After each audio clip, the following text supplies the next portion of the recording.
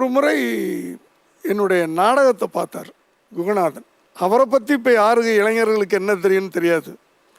அதாவது எம்ஜிஆருக்கெல்லாம் வந்து கதை எழுதினவர், சிவாஜியை வச்சு பெரிய பெரிய படங்கள்லாம் ப்ரொடியூஸ் பண்ணவர். அவர்கிட்ட வேலை செஞ்ச நாட்களை என்னால் மறக்கவே முடியாது. காலையில் போனால் டிஃபன் கிடைக்கும், மத்தியானம் நல்ல சாப்பாடு கிடைக்கும், சாயந்தரம் வீட்டுக்கு வரும்போது 100 ரூபா கையில் கிடைக்கும். 70களில் 100 ரூபான்றது எவ்வளோ பெருசு. அடுத்தது அந்த காலகட்டங்களில் பிளைமவுத் வச்சுருந்தது 2 பேர். சிவாஜி வச்சுருந்தாரு, அடுத்தது இவரை வச்சுருந்தார். ஒரு நம்ம பார்க்கின்ற ஒரு படத்தை எப்படி இண்டியனைஸ் பண்ணலாம் அப்படின்றத அவர்கிட்ட தான் கற்றுக்கிட்டேன் நான். பஞ்ச அருணாசலம் கேள்விப்பட்டிருப்பீங்க, எவ்வளோ பெரிய ஆள் அவரும் நானும் இவர்கிட்ட வேலை செஞ்சுருக்கிறோம். இவ்வளவோ கஷ்டப்பட்ட காலங்களில் கூட எங்களையெல்லாம் அப்படின்லாம் வச்சுருப்பார். நான் ஒரு நாள் அப்படி தான் சத்தம் போட்டார், கோவிச்சுட்டு போயிட்டேன்.